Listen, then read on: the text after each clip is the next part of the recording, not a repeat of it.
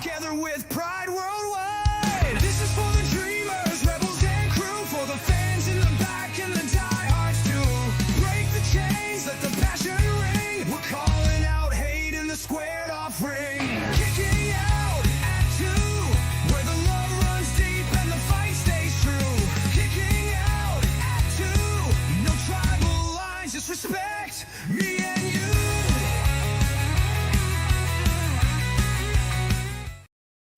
Promotional consideration paid for by the following. Listen up, wrestling fans. Showing love for your favorites doesn't stop at a t-shirt.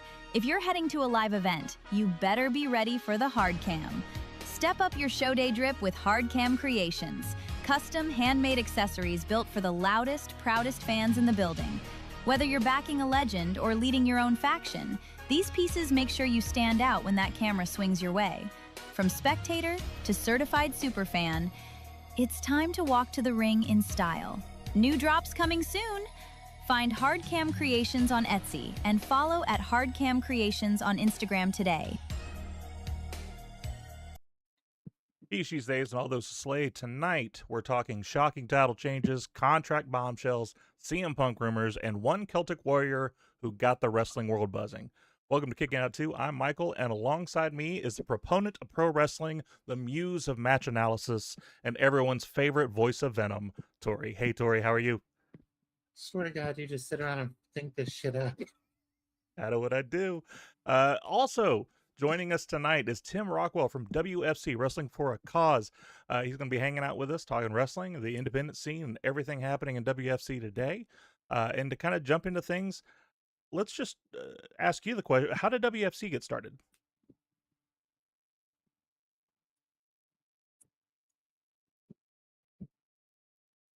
You with us, Tim?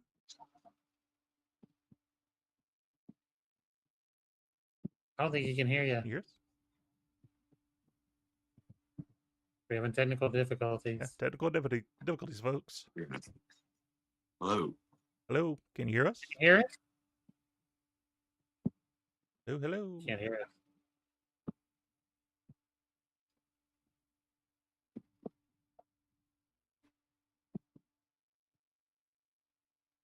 Hello, hello. You there with us?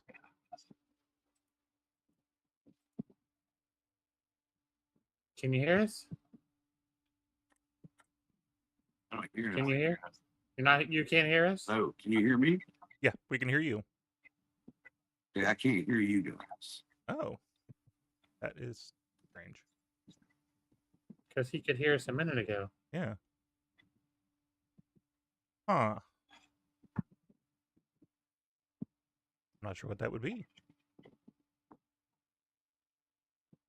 Everybody in the chat, just give us a few minutes here. We're going to try to figure out what's going on here.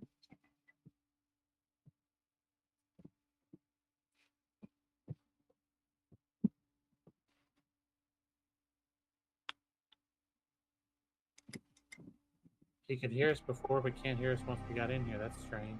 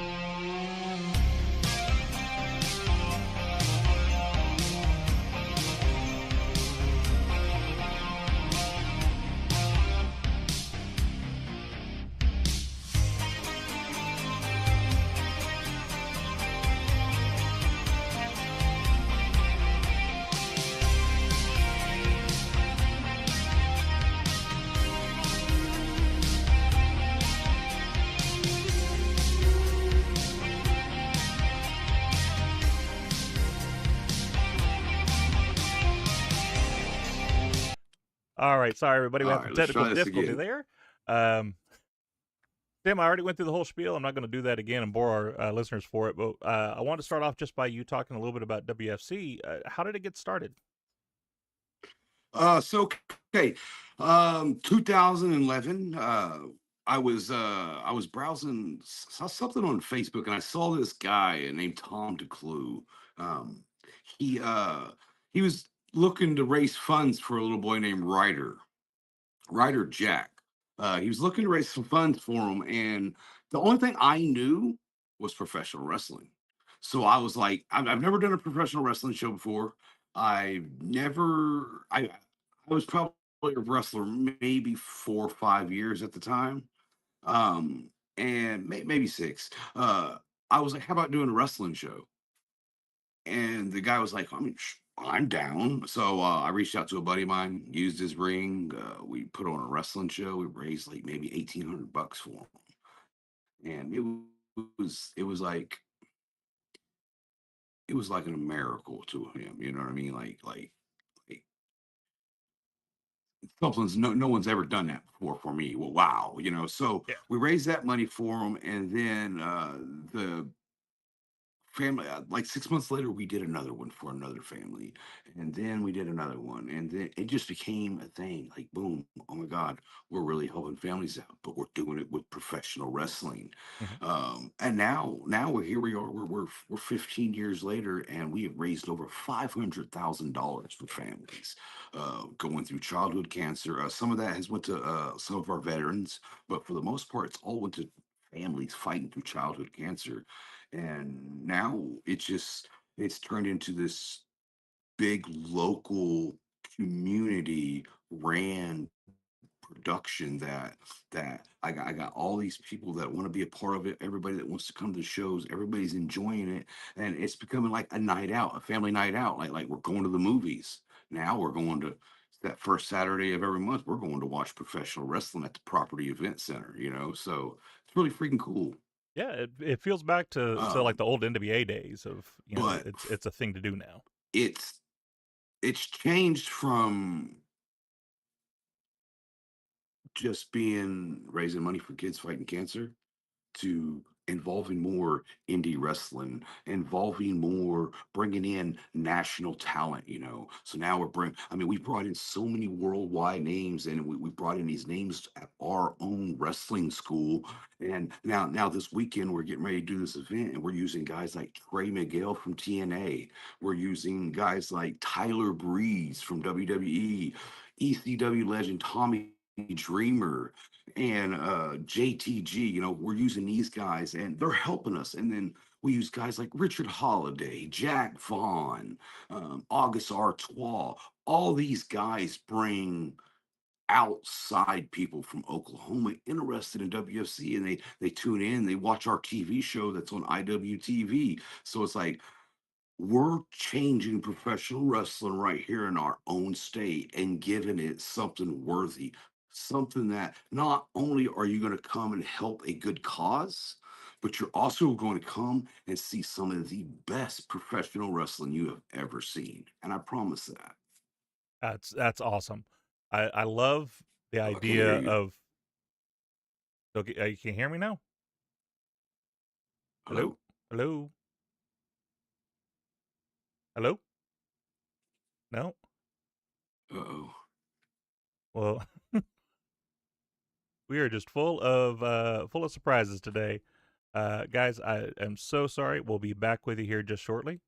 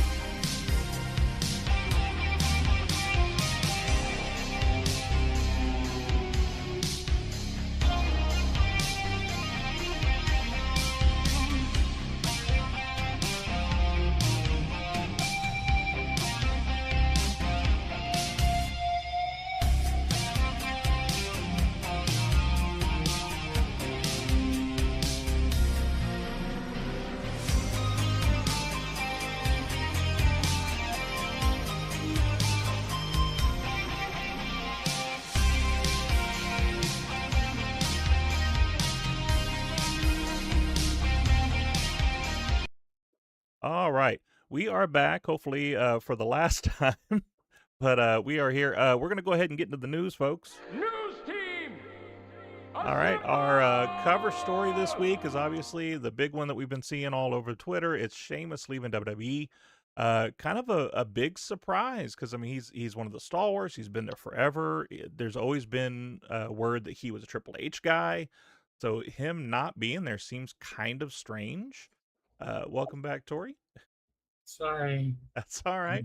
We had some more technical difficulties while you were gone. So let me just realize that with this 3-person setup, we have these thumbnails covering you, and I want to make sure we get those moved.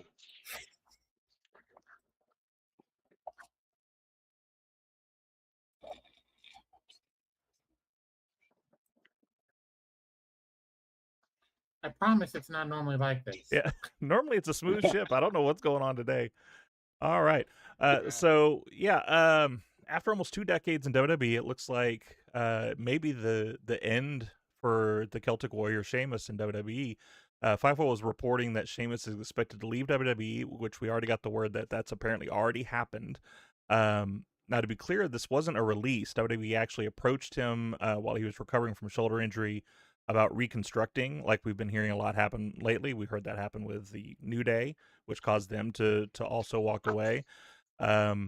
Since then, we've gotten a pretty strong indicator of how it's been moved to WWE's.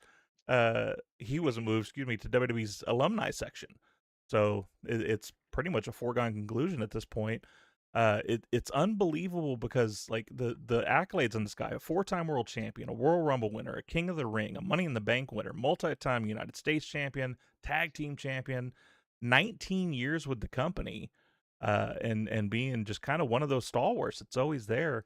What do y'all think about this? Like them letting this type of person walk away?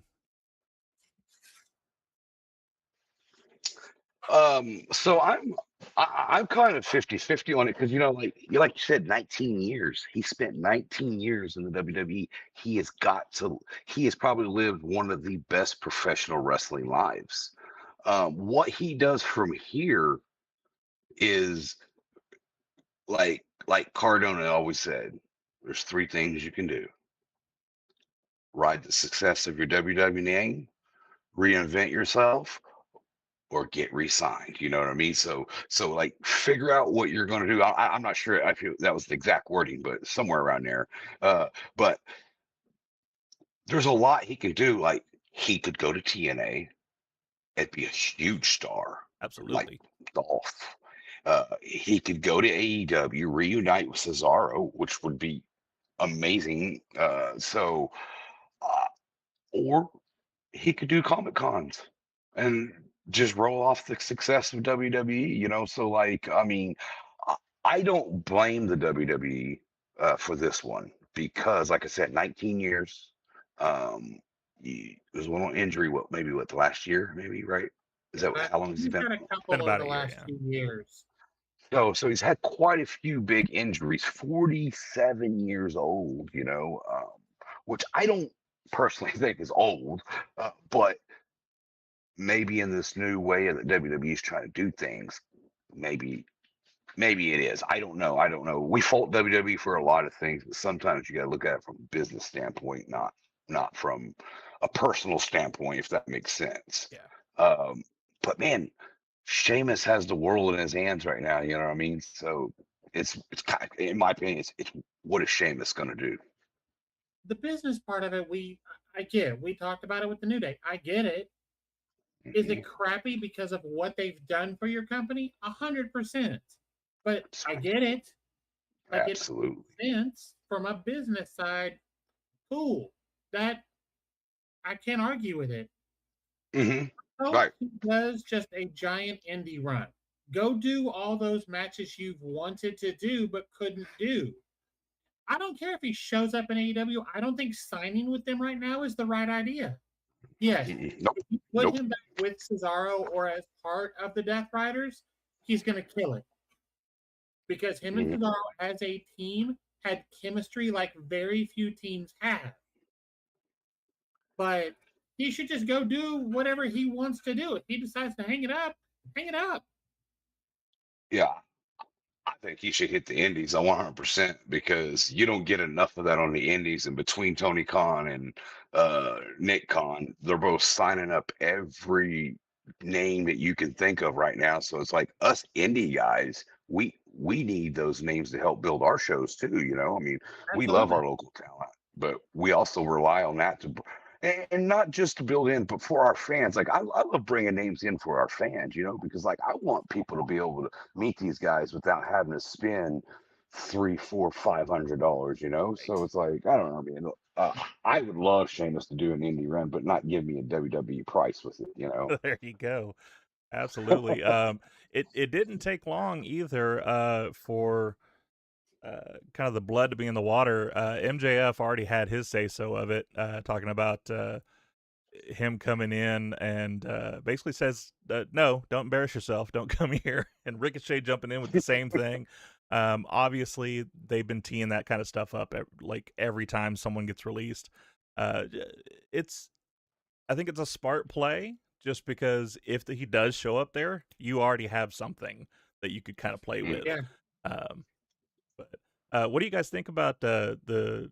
I mean, those two specifically are really big about it of the kayfabe on Twitter because it's almost like they're trying to bring it back. Those two are always in character in interviews and on Twitter. Like they're always in character. And it's fantastic. I'm here for it.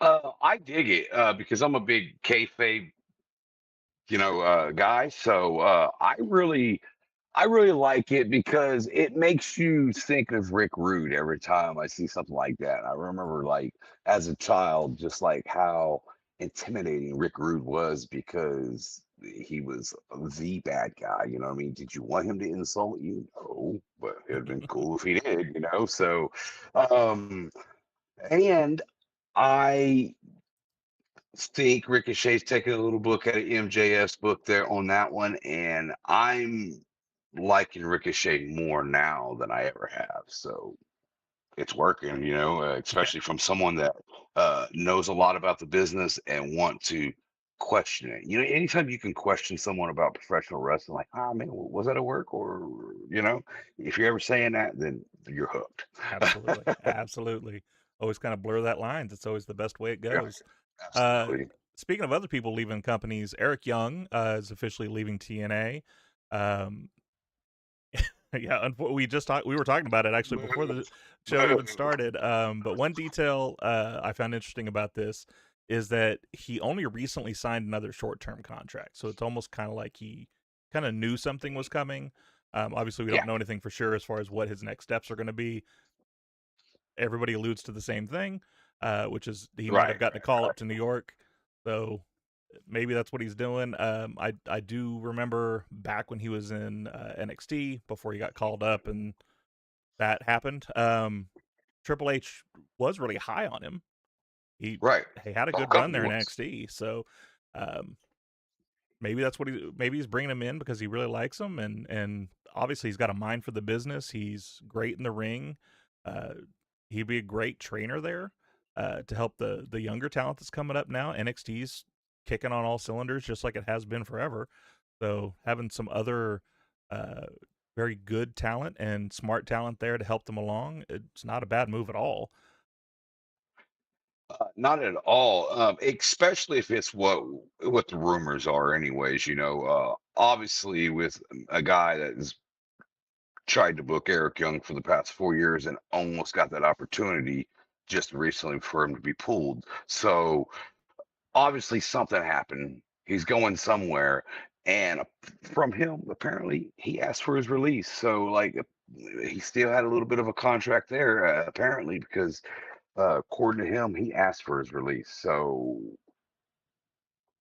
you Yeah, just got to take it for what it is and find out what, like he said, what he said, see you on TV or see you next week or see you somewhere or see you soon or whatever, so I don't know. It's going to be interesting, and Eric Young deserves everything he's getting because he's a phenomenal, phenomenal athlete and a phenomenal absolutely. professional wrestler. I've been a fan of his since the early TNA days. Uh, Him with Team Canada, him being Yes. scared Eric Young, being super Eric. Like, You know what's crazy is you go back to those days, you would have never believed that this is the Eric Young we have no, now. not at all. Isn't that crazy? Like just how it's been a complete like that goes to show you that he's a company man. hmm He'll do whatever you want, but that day that he gets to reinvent himself, he's going to do it. He's done such a great job. He's brought back to me like when he's brought back his love for professional wrestling with this new version of himself. Yeah. Did you see his match with EC3? Yeah. I did. Man, it was I really enjoyed it, and that's probably it. I'm an EC3 fan too because I've booked EC3 multiple times, but uh, sometimes you get like good professional wrestlers wrestling a match, and it just takes you back to and you forget. It puts you in this daze, where you're just sitting there and you're locked in on this match and you're watching it. You're like, these are two phenomenal professional wrestlers going at it. It's crazy. You know what I Yeah. mean? Like I love professional wrestling. We do too. Like, I love getting lost in it. So I mean, anytime I can sit back and just enjoy what's going on my TV, that's nice. It's Yeah. getting harder to do it on the TV programs lately. So getting to see some Yeah. of the indie Yeah. stuff, we've started checking out Triller and IWTV, catching some of that Yeah. stuff. We're I'm gonna apparently have to start checking out my AEW because a bunch of them are going over there. Right, right. And that's the thing about IWTV. We're with us even being on there. Like, I get on there and I go and I find random. Like, I didn't know that pro wrestling there. Let's go see what it looks like. And I'm like, oh my god. Like, why are you not on television? Like, this is good. So it's like, it's crazy what you can see, and I will always say, indie wrestling is always gonna be better than wrestling on TV. It always has been. Like I just, and that doesn't mean your local Fed is better than what's on TV. That's not what we're saying when we say that. I mean, it's like good independent wrestling is just so good that you you can come back every single month or see them travel the world like GCW is doing, and it's just uh, indie wrestling's hot right now. We got to keep it going. Absolutely, it is. Speaking of other things that are hot, the hot shot at the title, Sami Zayn got a secret title win. The reason why it's called a secret title win is because apparently, from what Fightful's found out, backstage didn't know about it. It was just kind of a pulled trigger last second. Hey, we're gonna do this, and here you go. And then at the time of me writing the script for this show, it's changed again because CM Punk shows up on Monday Night Raw and gets it. Sammy does this wonderful .com style promo that showed up on Twitter of him just fuming, bring out the cursing, bring out the vigor and venom that I've Bringing out always the best Sami yeah, Zayn. I've always wanted to see that out of Sammy. I don't like whiny Sammy. I don't like smiley Sammy. I do like this. I like him just losing his shit and ready to Right. kind of take on the world. I mean, obviously, mission accomplished. It was something we didn't expect to happen. I know, like, we do the predictions all the time here as far as like who we think could win. I didn't book Sammy winning. But you didn't predict that, did you? Not at It all. makes me think. It makes me think of the last thing that Punk said to Cody Rhodes. Do you remember what it was? We You never know when a championship opportunity is going to fall out of the sky. right. And that's what I love about storytelling. That right there. Yep. So I was shocked because me and my boss talk about it at my other job. That is not what we had planned. That is not what we thought about. So, but once it started, I knew what we was doing. I was like, here it is. Here it is. Here it is. Yeah, the roadmap does seem kind of clear of where we're going, at least with the championship. Sammy, I'm interested in. I'm hoping that they keep that going. Obviously, they used the promo, they put it on their Twitter, so hopefully that means it's going to build to something. I'd love to see a more edgy Sami Zayn, someone who's a little bit tired of having to be the good guy all the time. I'd love that type of character from him. It'd be a complete departure from the things he's been doing. Yes. Bring out your inner Kevin Owens, Sami Zayn, please, because we need this. We need this more than anything. Yep.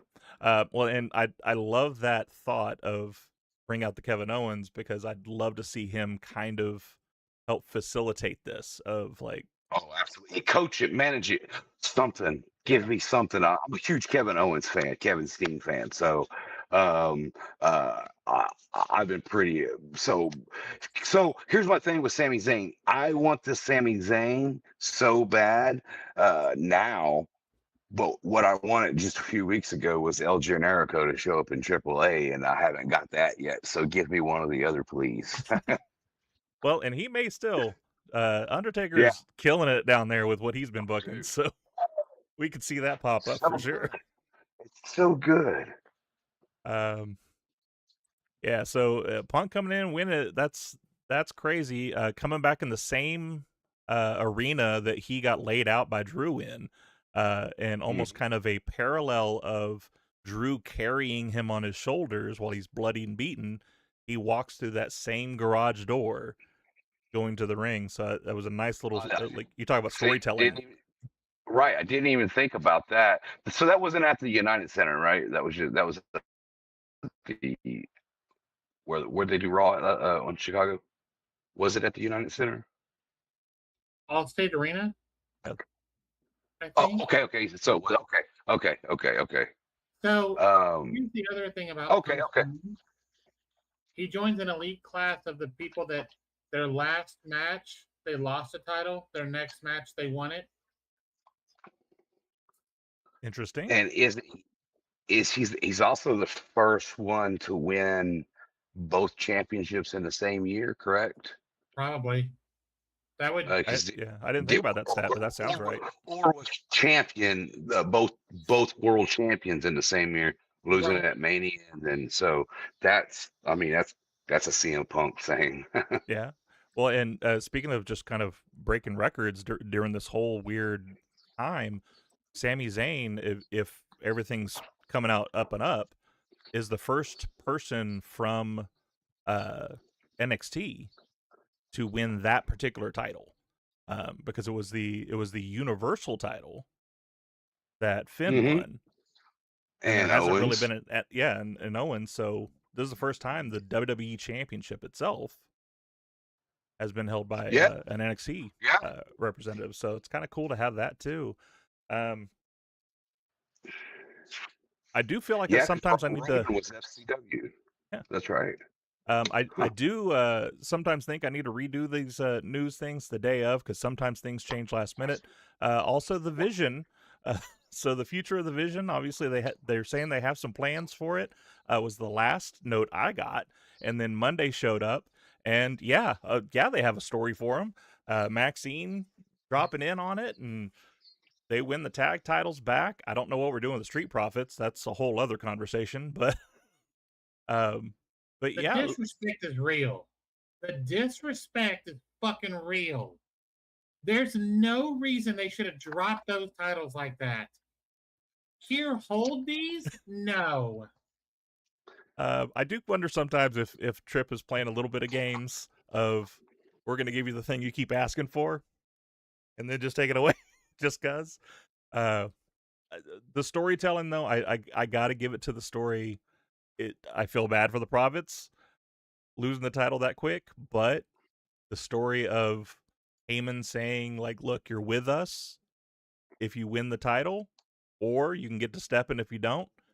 And then they win the title, and we got Maxine, who had the ultimatum last week of, hey, you're either hanging out with those losers or you're coming with me, one of the two. And so she chooses to come with him.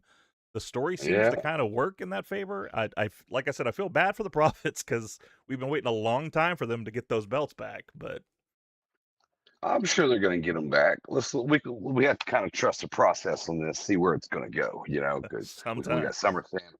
It's got SummerSlam heading in, and it's always good to see that babyface chase that championship. Of course, they've been chasing them for a long time, so it does suck, because I like the Street Profits. But I mean, I guess let's see. I guess let's see how SummerSlam goes. I don't know. The only thing I can think of is we put them on them, and then Bianca's about to have the baby, and they're like, Montez has to be off TV. Like, that's the Oh, only thing that makes Yeah. sense to me. Good that timing. that yeah.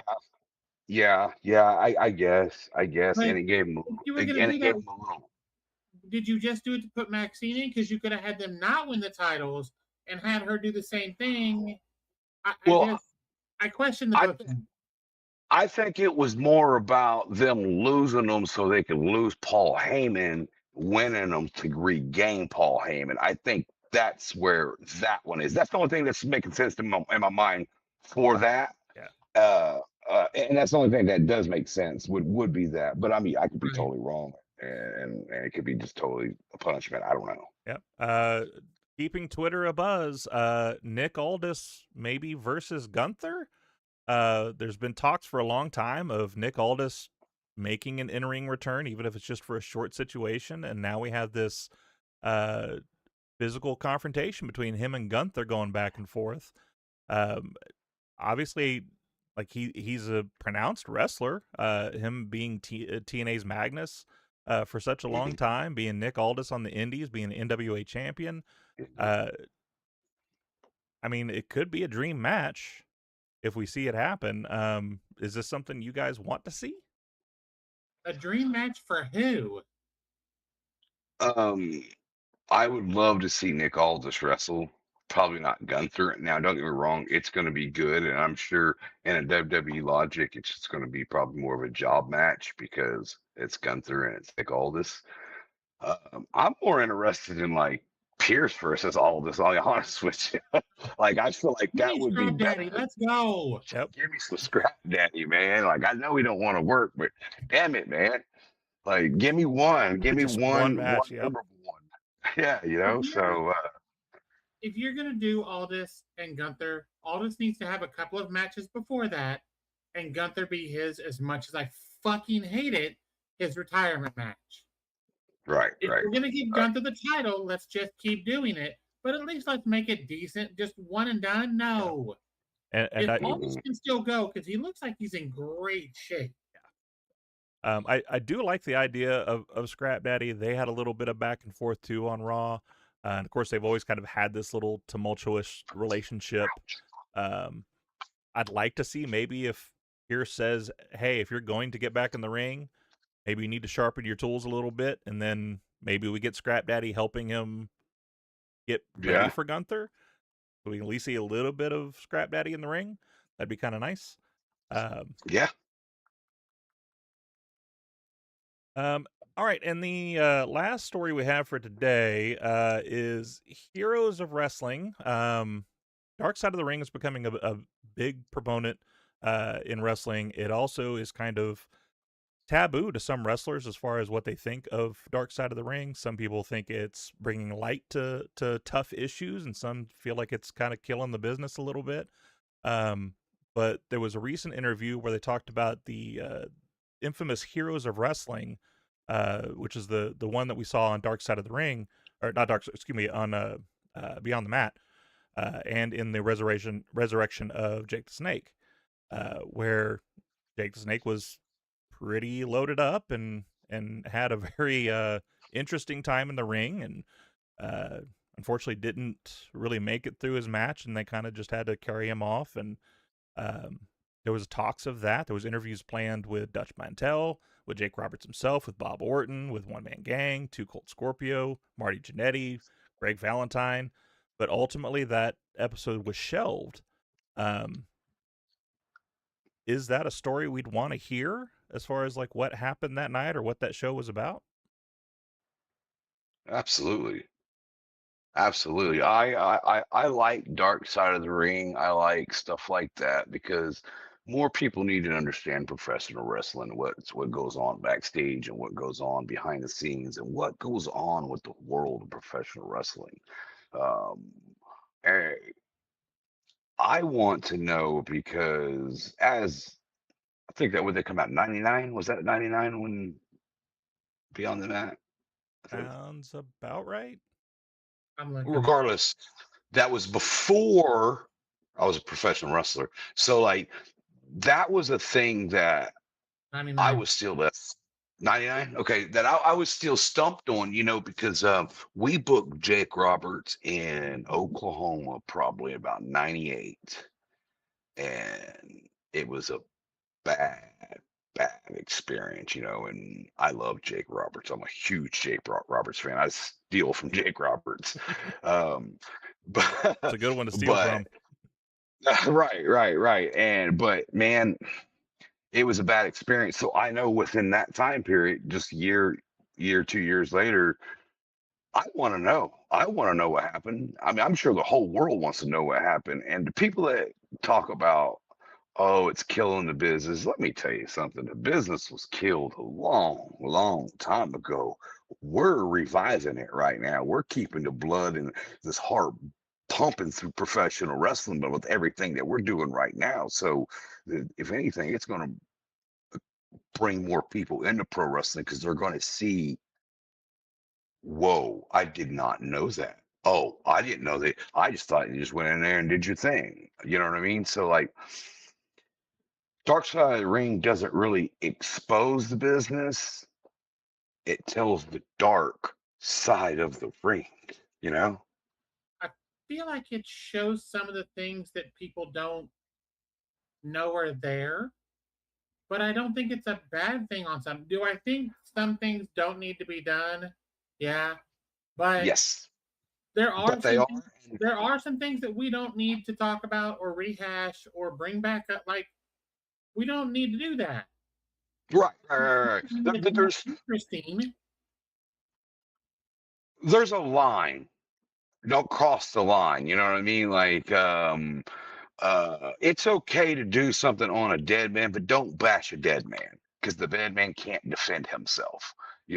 I'm sure we're going to get one on Hogan. Let's see the dark side of Hogan. I get the dark part of Hogan.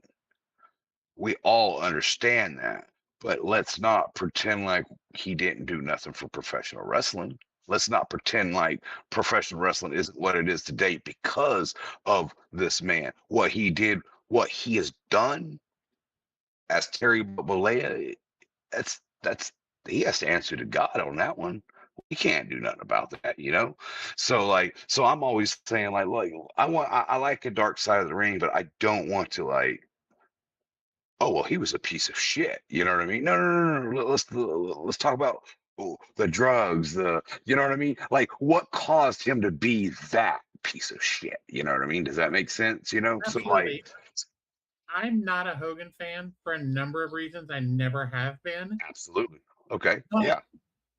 I can't act like he wasn't the reason the business took off like it did. Right. He was the reason WCW did what they did. Like, Hmm. I can't pretend like he's not influential in that way. It doesn't make him any less of a piece of shit. And I Right.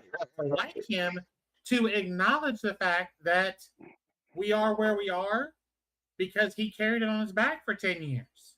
Hmm. Yeah, we talk And about that line a lot here when it comes to like him and Ric Flair. Like you always hear bad stories of Ric Flair, but you have to agree though, without him, that southern bed of wrestling isn't what it is today Yeah. hmm without Ric Flair, even though right, he's a right, dick. right. Ric Flair will always be number one in my book, but man, he scares the hell out of me right now. So, but without Flair and Hogan, we don't have what professional wrestling is right now. We Right. don't. Without those two, because you had Hogan, who was on more heading on toward national level, and you had Ric Flair, who was the original indie god. Because if you think about that, that was the indies, with Flair traveling around doing his thing. So without those two, like, yeah, but it just sucks that your innovators are the ones that you're like, man, what a sad life, what a sad person. Yeah. And I hate that, but I always respect the road that they pave. 100%. Every single day, 100%. I respect the road that they pave. Does not mean I have to respect the person they became. That's Well, very and much right. obviously there's a certain person that did something heinous that we don't talk about. I can't Right. pretend he wasn't amazing in the ring. his in-ring contribution was incredible. It doesn't overshadow what he did or who Is he Hall of Fame worthy? Yes, absolutely. Is well, he going? never, Oh, Probably never. not. no. I mean, his son's having a hard enough time getting on, and I'm sure that that's part of it. Of Mhm. Because his last your name. name's attached to it. Yeah. It sucks.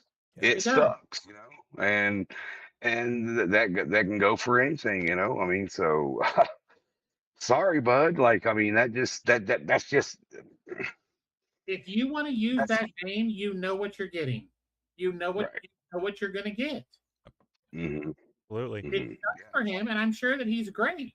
But if you're going to use that name, you're going to get what you get, bro. That's the nature of Yeah, the beast, unfortunately. and I think pro wrestling's past him now. You know what I mean? Like I think it's time to figure something else out because I definitely, if my father was him, pro wrestling would not be on my mind. I would try to leave far away from it as possible because you're not going to get you're going to get people to defend them. Sure, sure. The internet's the internet. They're trolls. They're going to defend them. They're going to come up with an excuse. They're going to say this. They're going to say this. They're going to say Sullivan. You know what I mean? And it it it's it is the blueprint was already put out there. It is what it is. He'll go down as a phenomenal wrestler, but you ain't going in the Hall of Fame, bud. You pushed it out the door, So For sure.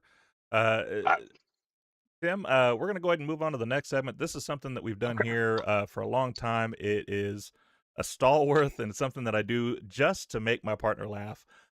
We do a game He called does this purely to pop me. That's the only reason this fucking segment exists is to pop me Mhm. because it all happens right, every time, even when I try not to. It's okay. a This it's is a segment that we lovingly call Who Better. Um, who better? Who better? so what we do is we take 10 people or 10 things that we're going to rank out that particular time, and we do the first one versus the second one. That winner goes on to the third one. That winner goes on to the fourth one, and so on. So on. Um, I do actually kind of want to change it up a little bit, though, Tori, and give you a rest.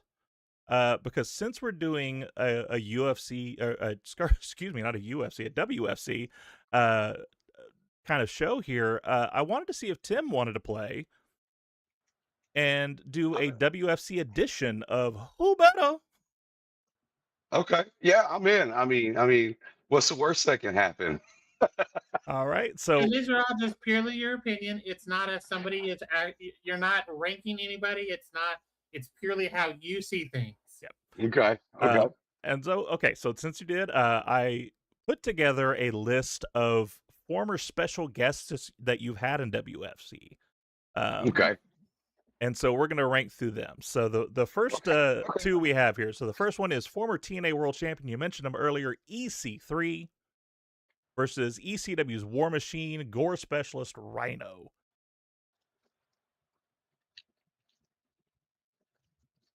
Rhino. Okay.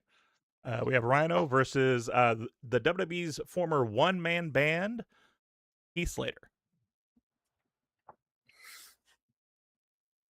Heath. Baby. All right. Heath versus the modern indie. It's The modern indie monster, Oklahoma Wrecking Ball, Sam Stackhouse. Stackhouse. Good choice. I love Stackhouse. Love Stackhouse. Stackhouse I versus think he's from Oklahoma. Yeah, he can't be. Stackhouse started with us at Wrestling for a Cause. Really? Matter of fact, one of his first viral videos was at a WFC show when he flipped over the rope and went through the table. Stackhouse, I have known Stackhouse since he was broke into the wrestling business, and he's been a part of WFC since day one. He's one of my really good friends, so I Nice. might be biased on this one. All right. Sam might run the rest of the gauntlet then. So Sam Stackhouse versus ECW legend Tommy Dreamer. Stackhouse. Okay. Stackhouse versus Mike Check, Chaos Agent himself, Enzo Amore, or Real One, depending on how you call him. Stackhouse. Okay. Stackhouse versus Mr. Anderson.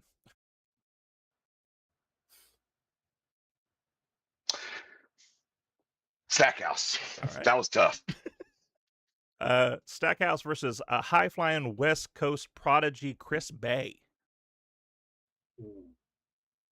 Chris Bay. I'm sorry, Stackhouse. I gotta go Chris Bay because Chris Bay was a class act. He was professional. He was respectful. I have never met anybody like Chris Bay. So I'm sorry to say I'm on Chris Bay on this one. I fucking love to hear that because everything I've seen about that guy is he is a stand-up dude, and to know that it holds up just warms my soul. Yep. Yeah, he is class act, man. I love him. Very cool. Chris Bay versus the Bloodline adjacent Wrecking Force, Jacob Fatu.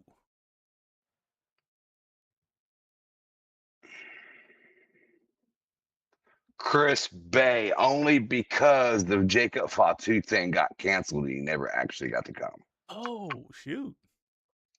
So, all right. That sucked. Should have fact checked it. Same thing with Matt Cardona. Matt Cardona didn't get to come either, and that became a big other scandal. All right. Chris Bay versus former TNA wrestler, Amazing Red's little brother of all things, Crimson. Chris Bay. You don't remember Crimson, Tori? No. He was. Yeah, it's been a long time ago. Yeah, he was a TNA guy. They were trying to figure out something to do with Amazing Red, and so he had this little brother that was going to show up, and it was this dude that was like 1.5 feet taller than him and in better shape than him. I do. Okay, no, I do remember him now. Okay, because he was so much taller than Red. We were all like, "What the fuck?" All right. Well, that's awesome. That's the beauty of this bracket. Sometimes it's legends, monsters, wild cards, all in one matchup. But we do have a definitive answer from you that Chris Bay wins this episode of Who Better. So make sure to leave who you think was better in the chat, and maybe we'll shout you out on the next episode. Next segment that we have here is Bring It to the Table. Who's better? And is served. the one thing I want to get out of the way, I do want to give Tim most of the time here because it's perfect, because Bring It to the Table is all about bringing indie stuff to you guys that aren't used to seeing it. But I do want to shout out, though, we talked about it for the last few weeks leading up to this episode. T4T officially happened this past weekend. It hasn't shown up on any streaming services yet, so I haven't got to watch it.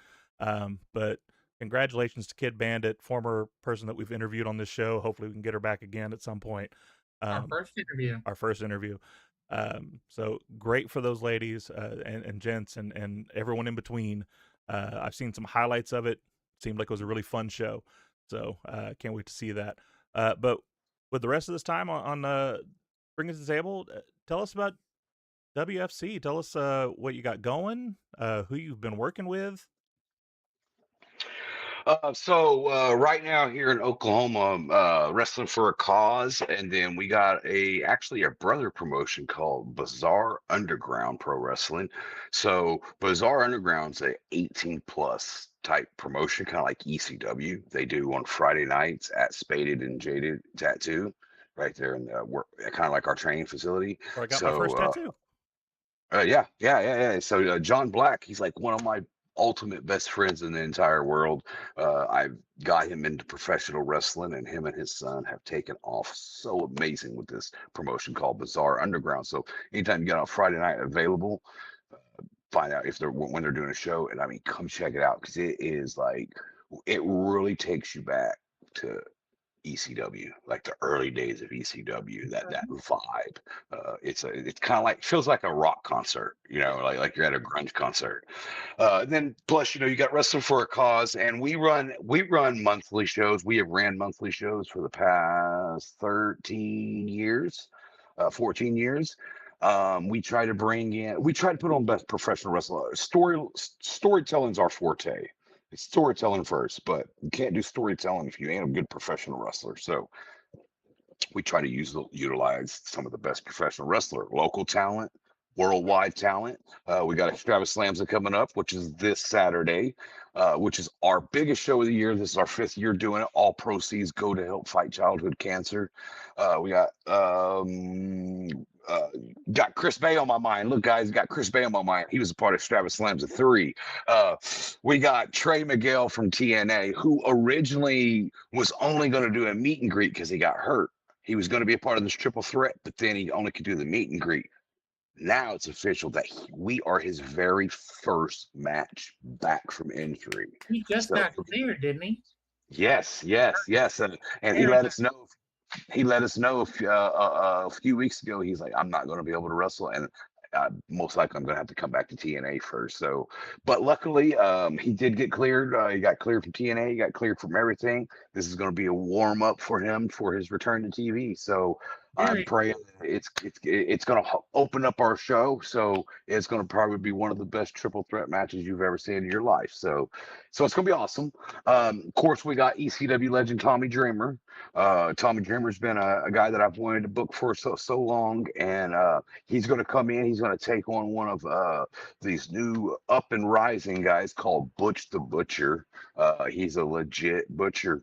This ain't a gimmick, but it's also a war vet. So he's kind of like a mercenary. So like when you have a problem, you call up the butcher. He takes care of your problems. Nice. So he's going to be taking on Tommy Dreamer. Of course, you got JTG going to be there. You got GCW's KJ Orso, Sam Stackhouse. Both of them are going to be there. Sam Stackhouse is going to take on the 7-foot-tall Colossus. So Sam has to take on someone bigger than him now. So this is going to be really exciting. Then of course, you got Tyler Breeze in the building. You know, you got Tyler Breeze who's taking on Oklahoma's own Cappuccino Jones. And I don't know if you guys know y'all know Cappuccino? Yeah. So Cappuccino is very exciting. Like I got to watch him from the very first day that he made his first lockup to seeing him with WWID. So seeing him take on a kid that is working his butt off to be there, taking on a guy that's already been there is going to be amazing. And a lot of people don't realize this, but Tyler Breeze is actually one of the writers for NXT. So look it up.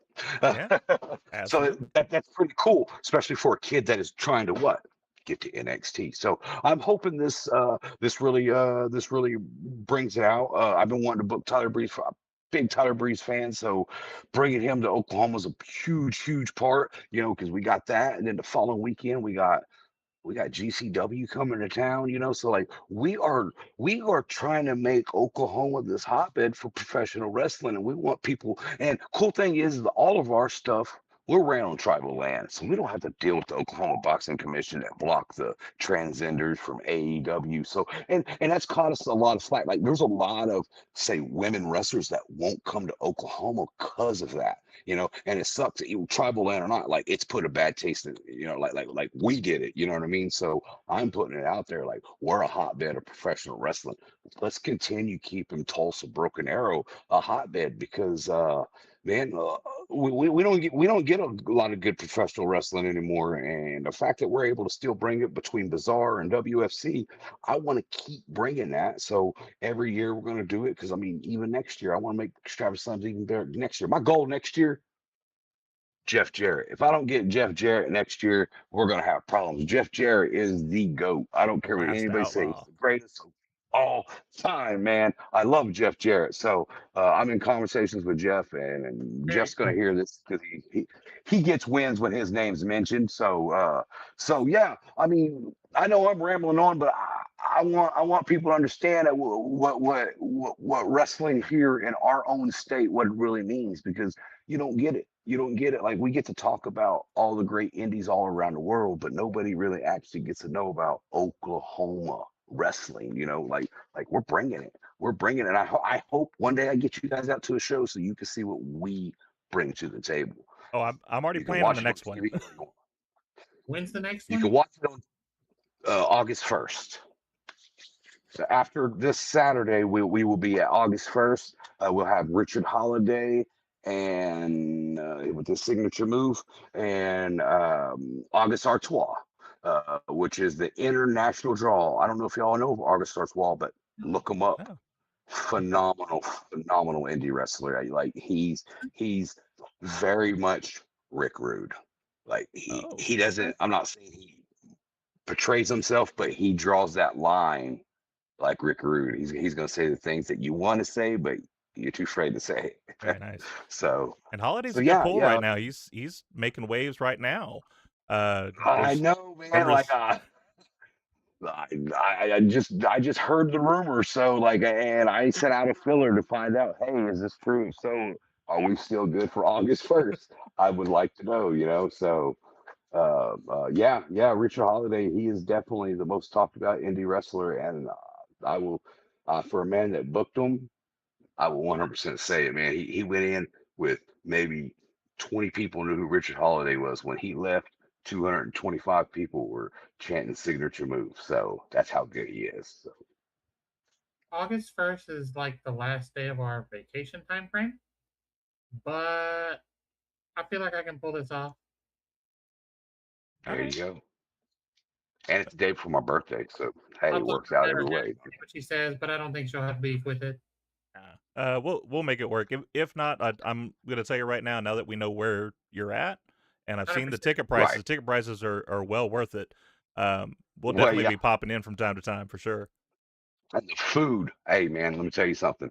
There ain't any place in the world that produces the food that RWFC Kitchen does. My wife's the chef, and she puts together phenomenal pulled pork nachos. I mean, pulled pork Okay. tacos, chicken, beef. Well, she has it all, man. And like You so heard me so at food, so yeah.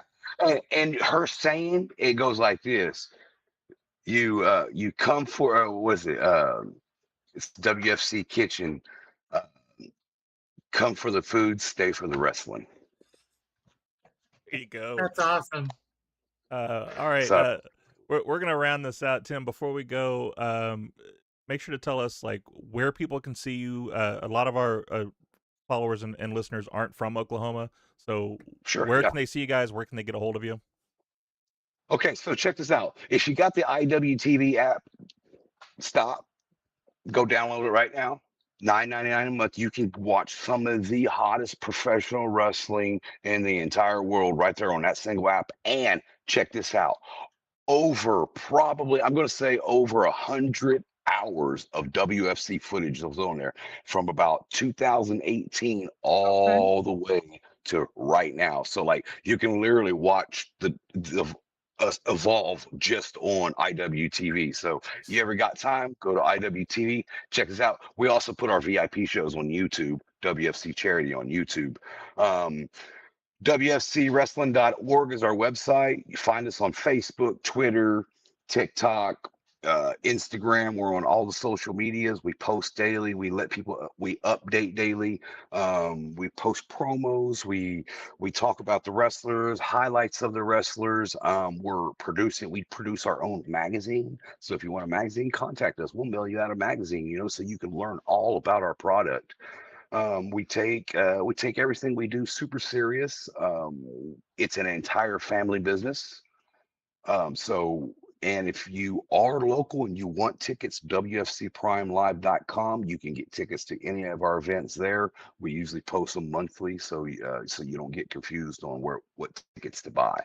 But for the most part, if you're out of state, IWTV is going to be the best bet to catch us, or Facebook or Instagram and social media. Awesome.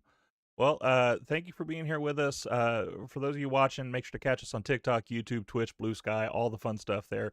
Get on that Gimmick Table Media Discord so you can do some watch-alongs with us. And we do a 2-screen thing normally on Thursdays when we get to play some games. So check out with that. Before we go, though, obviously we have to have the last pop. You don't have to like every company, every style, or every wrestler. Sample what you enjoy, skip what you don't, and let somebody else enjoy the things that aren't for you. WWE, AEW, TNA, the independents, Lucha, any of those things, none of them lose because you watched something else this week. The only thing Tribalism accomplishes is making wrestling less fun for everybody. Celebrate great matches wherever they can happen. Support the wrestlers putting their bodies on the line. And remember why you became a fan in the first place. There's room at the table for everybody, so grab a plate, enjoy the buffet, and we'll see you next time. And with that, Our Thursday interview. Oh, yeah, okay. So yeah, we'll drop that real quick. We do have Billy Starks this Thursday, interviewing her. So definitely join in there. Share with all your friends on that so you can get as big a fan base as we can for her. It's the biggest get we've gotten so far, aside from Tim. Oh yeah. No big deal. No big deal. But make sure to catch us on Thursday for that as well. Thank you for keeping me honest there, Tori. And with that, we are officially kicking out in the meantime and in between time. We'll catch you on the next one. Bye, everybody. Here's the cover. Can he do it? Kick out at 2. We stand together with pride worldwide. This is for the